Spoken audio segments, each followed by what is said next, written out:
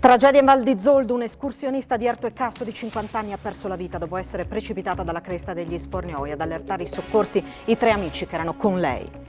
Benzinai di Fascia 1 nuovamente in crisi, la conclusione della sperimentazione del maxi sconto regionale e la contemporanea apertura dei confini senza obbligo di tampone rilanciano il pendolarismo del PL.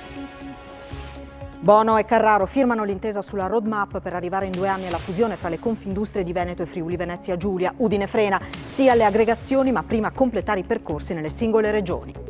Dopo 5 giorni di viaggio è giunto nel pomeriggio a Gemona il primo gruppo di pellegrini che ha seguito il cammino di Sant'Antonio, nuovo percorso per fedeli inaugurato 10 giorni fa. Palla 2 stasera della sfida di gara 5 della finale playoff tra Web, Gesteco, Cividale e Fabriano. Chi vince va in A2. Un anno fa iniziava il cammino della Web, ora a giocarsi la promozione. Partita su Telefriuli alle 22:30.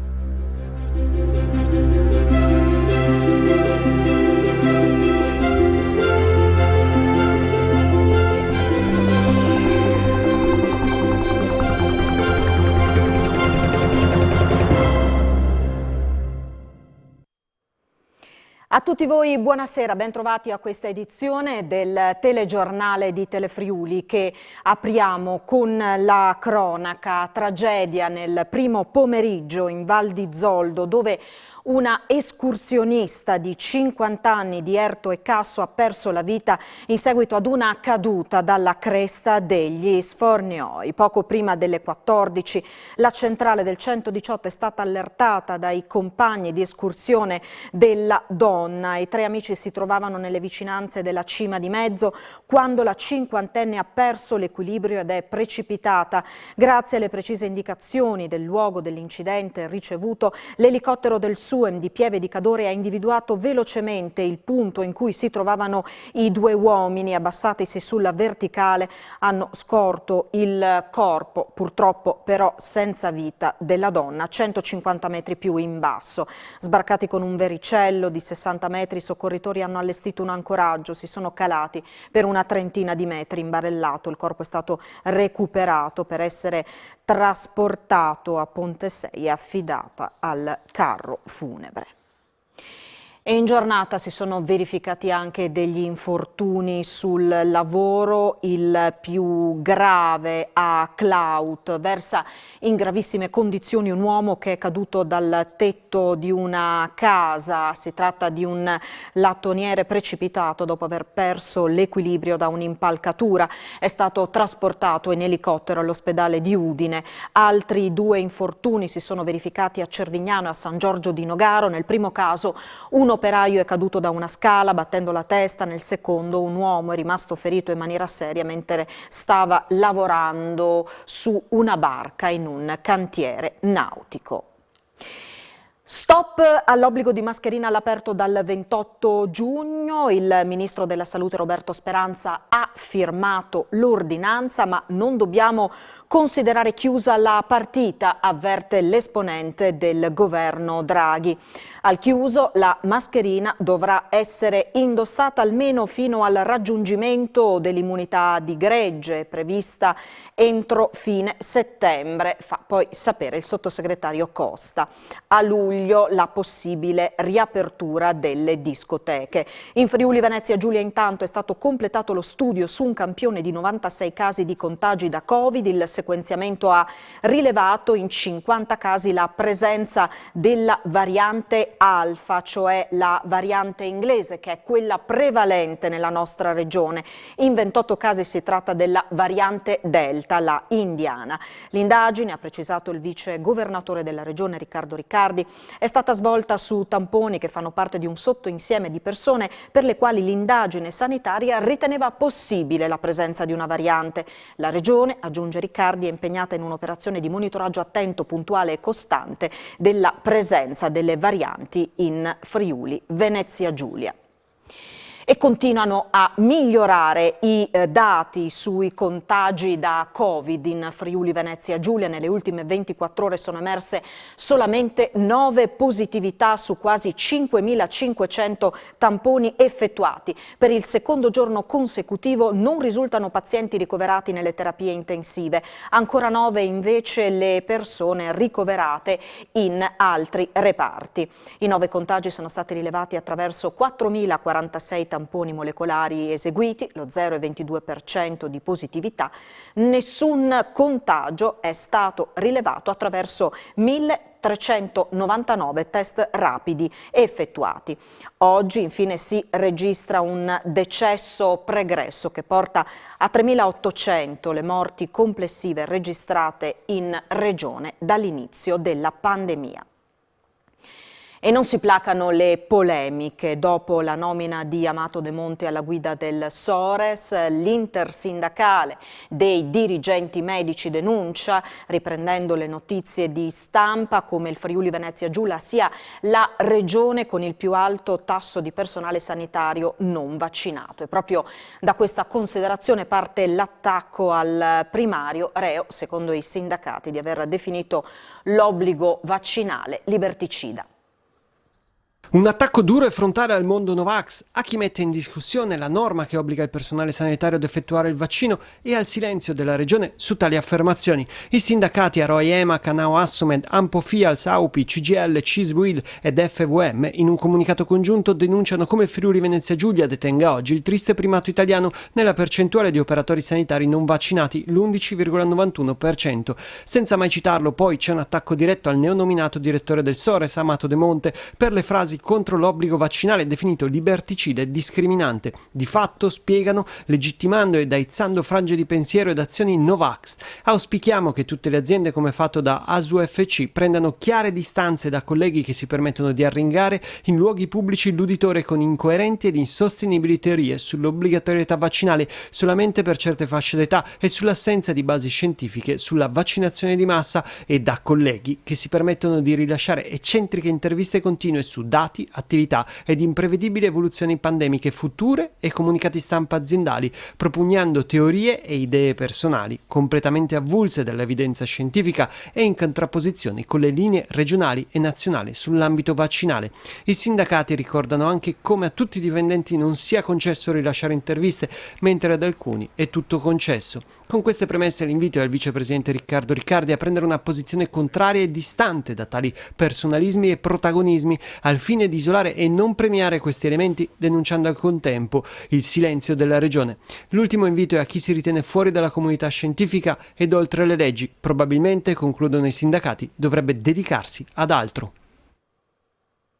E a stretto giro è arrivata la replica del vicepresidente della Regione, Riccardo Riccardi. I fatti e le azioni sino ad ora compiuti, spiega Riccardi, parlano da soli. Ho sostenuto sin da subito, ancor prima che entrasse in vigore la norma, la necessità di rendere di fatto obbligatorio il vaccino per i dipendenti del sistema sanitario, tanto da essere stato preso di mira in modo pesante da parte dei Novax, ragion per cui sono sottoposto a vigilanza da parte dell'autorità competente. Se non è un messaggio chiaro questo, allora non resta altro da dire che non c'è peggior sordo di chi non vuol sentire. Sulla questione del neo direttore della Sores, Amato De Monte, anche qua mai citato direttamente nella nota di Riccardi, viene definita una diatriba tutta interna ai professionisti, precisando che si possono continuare a stimare professionisti senza condividerne comunque le posizioni. Appare evidente l'inopportunità di puntare i riflettori, come sta avvenendo da settimane, continua Riccardi, su personalismi e protagonismi, tuttavia non da una parte sola, che oramai da tempo tengono banco e che stanno offrendo all'opinione pubblica uno spettacolo per nulla edificante.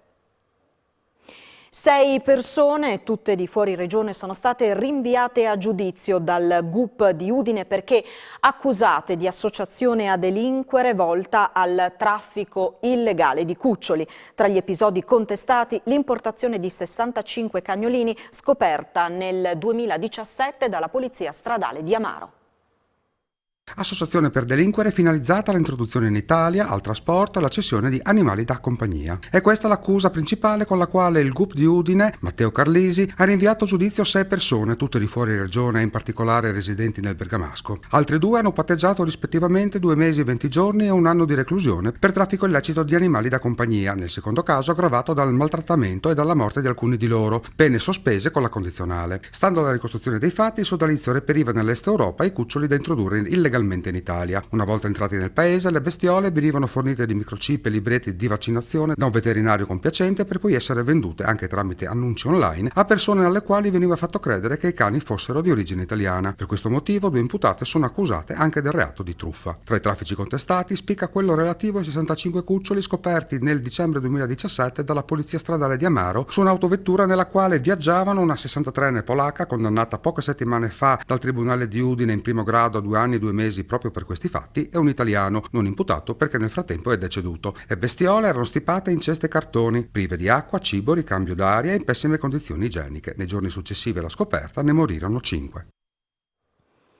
Si sono svolte anche nei comandi provinciali di Udine, Pordenone e Gorizia, così come è accaduto anche nel resto d'Italia, le cerimonie per celebrare il 247° anniversario della fondazione della Guardia di Finanza.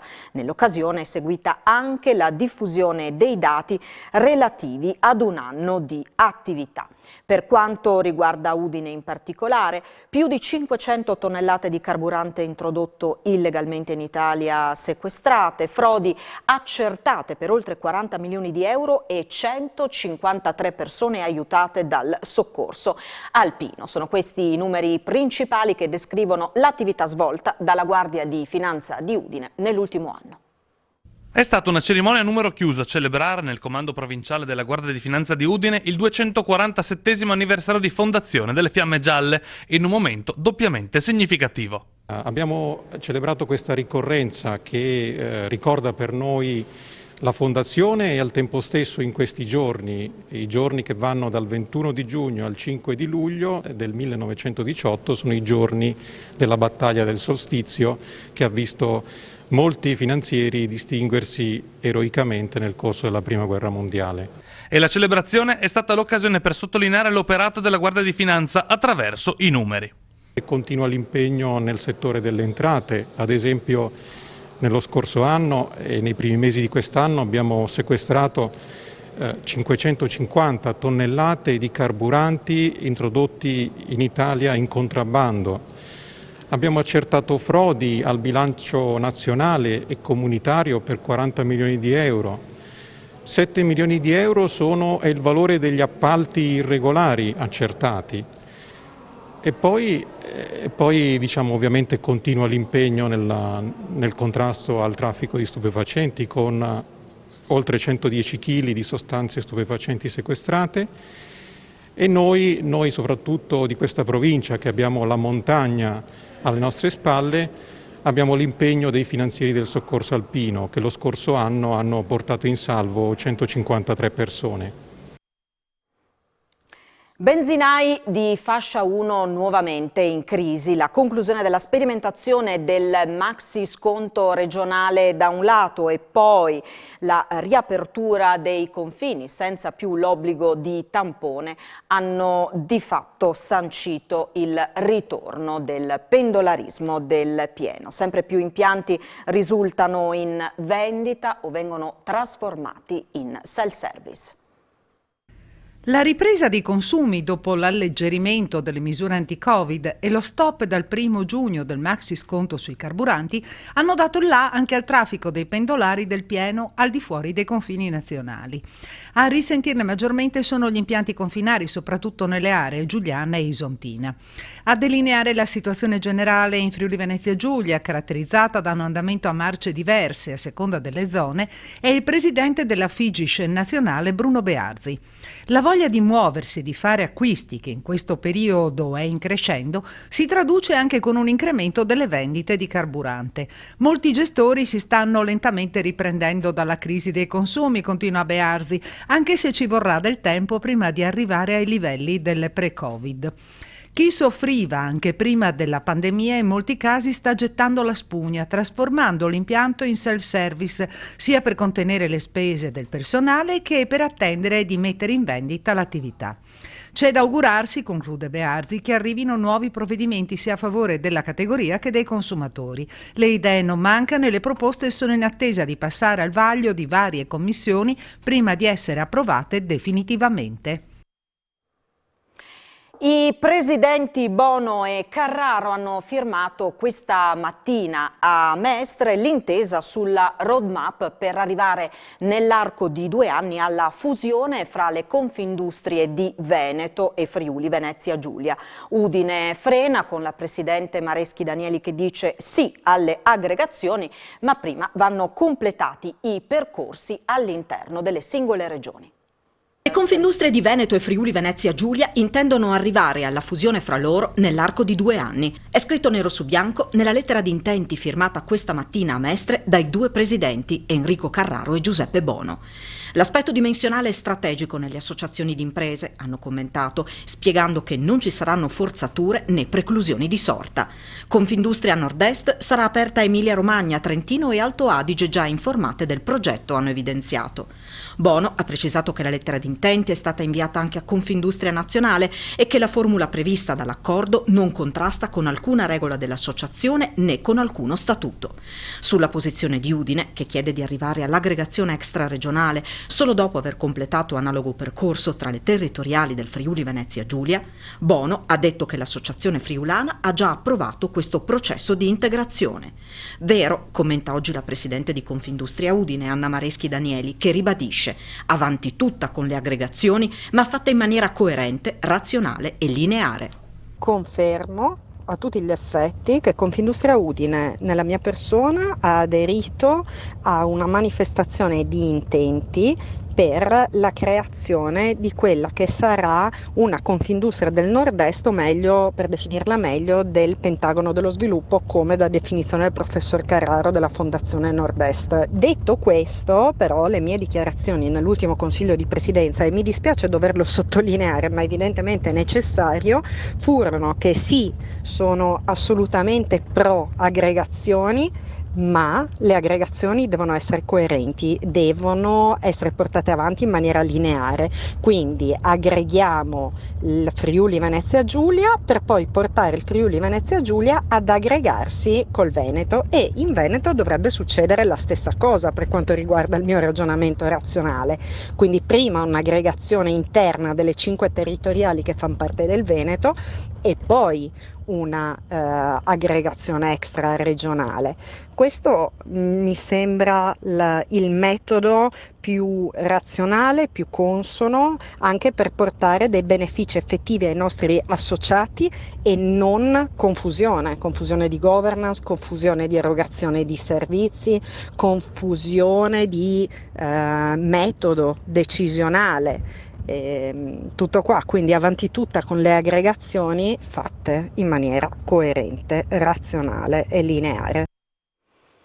Ancora cronaca, coltiva droga mentre si trova agli arresti domiciliari. Un uomo di 38 anni di San Daniele è stato trovato in possesso di diverse piante di marijuana dai carabinieri durante un controllo ed è finito quindi in carcere.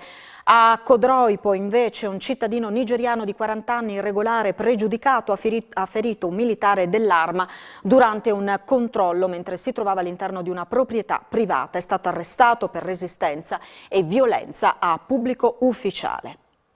Si immerge nel fiume Tagliamento per rinfrescarsi, ma viene trascinato dalla corrente e riporta diverse fratture. È successo a Ronchis oggi pomeriggio. L'uomo è stato tratto in salvo dai vigili del fuoco di Latisana e Udine.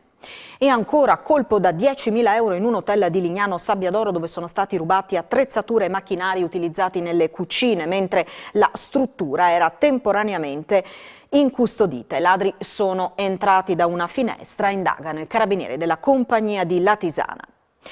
Domani e dopodomani gli avvocati si asterranno dalle udienze penali per sostenere la necessità della separazione delle carriere tra giudici e pubblico ministero. Sentiamo il presidente dell'Ordine degli Avvocati di Udine, Massimo Zanetti. Giovedì 24 e venerdì 25 giugno gli avvocati delle Camere penali si asterranno dalle udienze, con l'eccezione dei processi con imputati in custodia cautelare. A spiegare le motivazioni dello stop dell'attività è il presidente degli ordini degli avvocati di Udine, Massimo Zanetti. Per avere un giusto processo è necessario avere un giudice terzo. Avere un giudice terzo vuol dire avere un giudice indipendente, avere un giudice libero, avere un giudice forte. Per poter avere un giudice terzo è assolutamente necessario e opportuno arrivare ad una separazione sostanziale delle carriere. Una situazione questa resa ancora più evidente da quanto successo nel Tribunale di Verbania dopo la tragedia della funivia del Mottarone. Il pubblico ministero ha individuato alcune persone quali indagati dei fatti e ha chiesto delle misure cautelari. A fronte di questa richiesta, il giudice delle indagini preliminari ha ritenuto di non seguire il percorso logico del pubblico ministero. Questo è un accadimento normale che però ha portato a delle conseguenze piuttosto gravi. Il presidente del tribunale, sollecitato, ha riassegnato questo fascicolo ad altro magistrato. Questo non può accadere in uno Stato di diritto. Nella giornata di domani ci sarà anche una manifestazione a Roma dove gli avvocati spiegheranno le motivazioni di questa astensione e verrà coinvolta anche la politica proprio per portare avanti una legge di riforma costituzionale volta alla modifica della Costituzione che dovrebbe portare alla statuizione di questa separazione sostanziale delle carriere. Si concluderanno entro l'anno i lavori di restauro del grande stemma che campeggia su Porta Manin a Udine. Gli stemmi affiancati del Patriarcato di Aquileia e del Sacro Romano Impero e, più in basso, la V nera rovesciata dei Savorgnan. Lo stemma che nel 300 accoglieva i visitatori che varcavano Porta Manin sarà restaurato dal Comune di Udine grazie al contributo del Rotary del capoluogo friulano. Stemma dell'imperatore, quindi l'aquila nera in campo giallo, stemma del Patriarca, quindi l'aquila d'oro in campo azzurro, stemma della città di Udine con la staffa appunto dei Savorgnan, quindi il Patriarca che aveva lo stemma accanto a quello dell'imperatore per dire quanto era importante questo patriarca, che poi era un principe tra l'altro, nominato dall'imperatore stesso e poi dal Papa, ma la città di Udine era sotto il patriarcato e sotto il Sacro Romano Impero, appunto l'imperatore. Quindi abbiamo tutta una serie di significati straordinari. Noi passiamo sotto Porta Manin, andiamo verso il Giardin Grande o veniamo verso il centro e credo sia importante ripristinare questi stemmi che balzano evidentemente subito all'occhio proprio per dare testimonianza di questo periodo straordinario che va dal 1077 al 1420, che è l'epoca patriarcale. Il Rotary in questo caso ci sta dando una mano, partecipa con la somma per fare questi lavori importanti perché sono stemmi molto antichi e ripeto danno l'immagine alla città di quella che è la sua storia, una storia antica e una storia importante.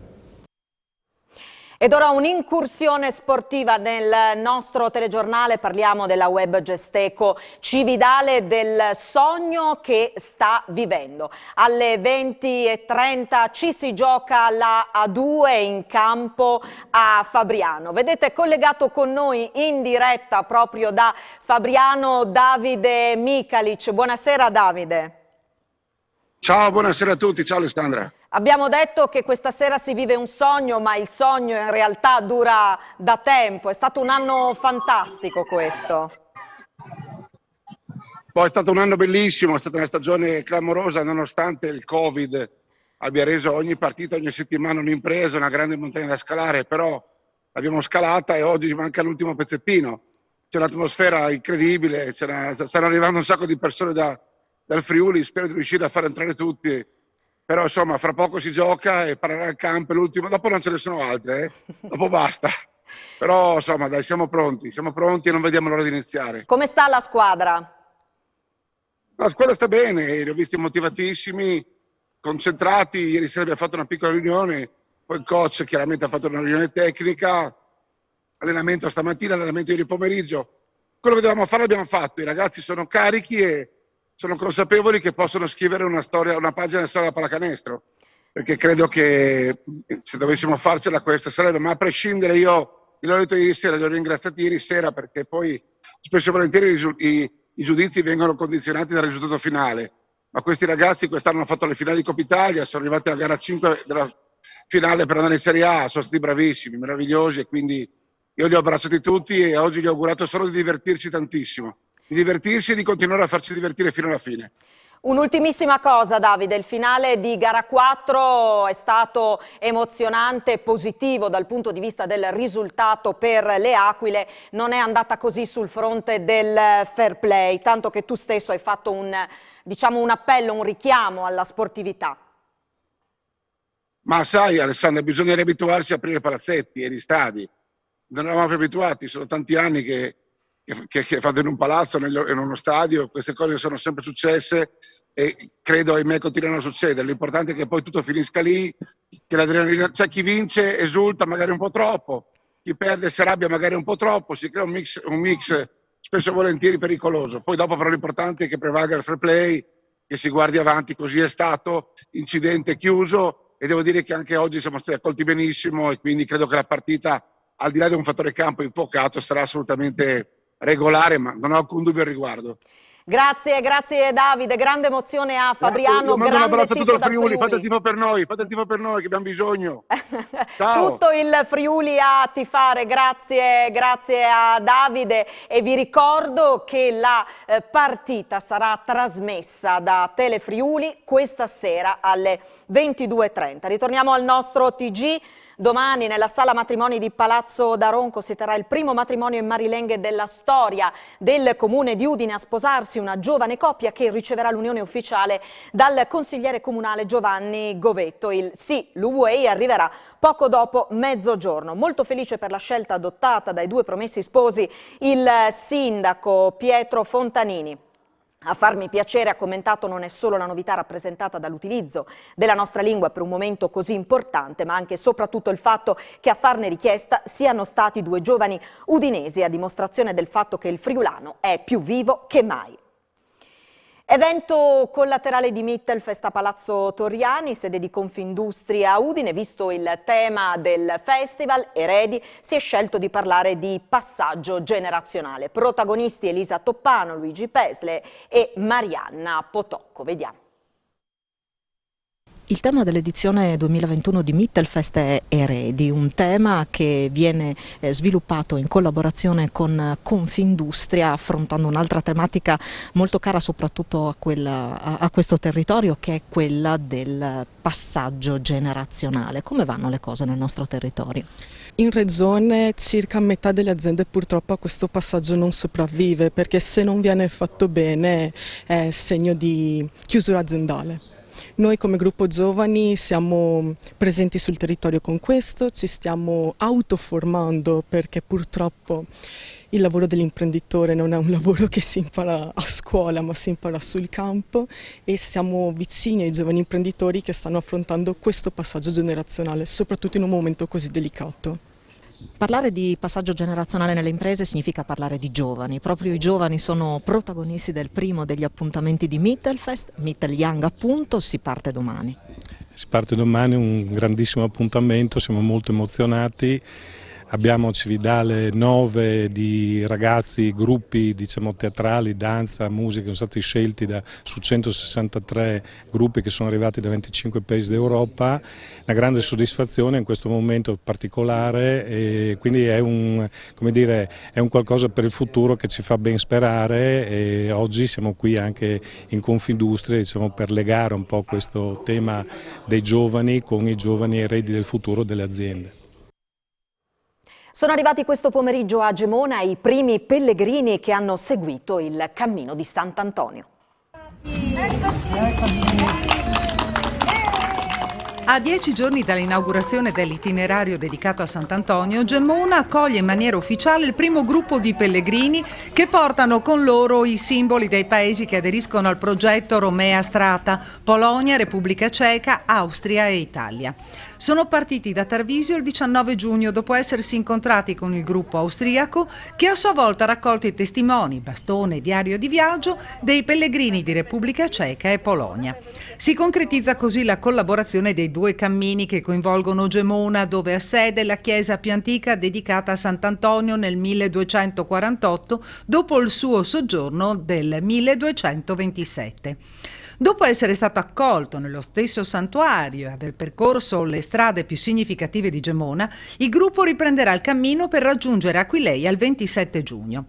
Come ci hanno spiegato l'assessore alla cultura del comune di Gemona Flavia Virilli e la rappresentante di Promoturismo FVG Alessia Del Bianco, quello dei camminamenti è un tipo di turismo che si sta sviluppando in modo particolare in Friuli Venezia Giulia, regione che si trova in una posizione centrale per gli scambi con l'Europa ed è ricca di itinerari suggestivi da percorrere in sicurezza. Camminare è un desiderio espresso da molte persone con esigenze diverse per quanto riguarda la ricettività. C'è chi chiede di riposare in luoghi di preghiera, chi in bed and breakfast e chi in hotel. L'importante è camminare su percorsi agili, ben indicati con tanto di tabelline, mappe e siti internet. Inizierà il 23 luglio la 61esima edizione del Festival di Maiano.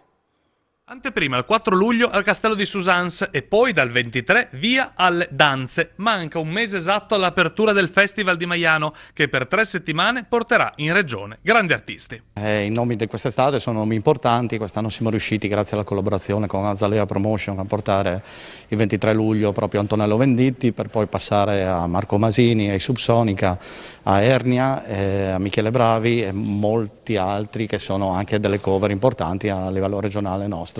Quindi c'è spazio un po' per tutta la musica anche regionale. Noi fortunatamente anche l'anno scorso siamo riusciti ad andare in scena, quindi diciamo che portiamo l'esperienza precedente che ci aiuta sicuramente alla gestione anche di questo festival.